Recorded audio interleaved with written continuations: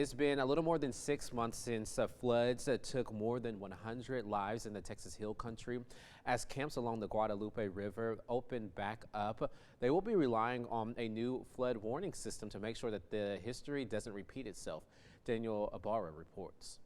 Alongside Camp Rio Vistas, the Guadalupe River is calm, but Justin Hawkins has seen how angry it can get. We've never seen something like this, and then it just, once we got to that point, the rest, what happened, just happened so fast. There are scars left by the July 4th floods. That morning, several feet of water rushed onto the campsite. So where we're standing right now, we would have been underwater that day. Yes, we would have been underwater that day. Luckily, Hawkins says campers went home the day before. The water got into a few buildings, but no cabins. Now, he has a tool that can warn him before the water gets close. Can you walk me through how exactly this would work if Sure. water were to rise? Absolutely.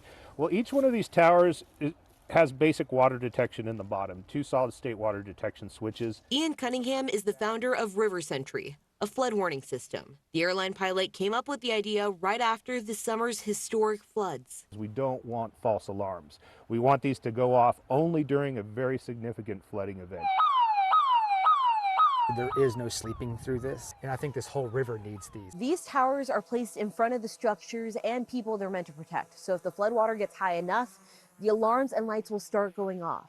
These towers are also placed at different properties along the river, so if one of them gets hit by floodwater, other properties downstream will also be alerted. We've seen what these rivers and tributaries can do, how we need to make sure this never happens again. Camp Mystic Cypress Lake is about 10 miles northeast. Its director, Britt Eastland, understands how powerful water can be. The July 4th floods killed 27 girls staying at the main camp and his father, Dick Eastland. What made you buy into getting this flood warning siren? We knew that, God willing, if we're able to ever open this camp and someday rebuild and open the main camp, that we would need to have something like this. Earlier this summer, lawmakers required summer camps to have more safety regulations. And there's some stuff that we have to update. A lot of it was already stuff we were already doing. With parents nervous to send kids back to camp, both Hawkins and Eastland hope this new addition reassures them. The River Sentry towers that we're putting in is just one example that we're hoping Mystic can show and other camps can show that we're not taking any chances. It's a no-brainer. It's like,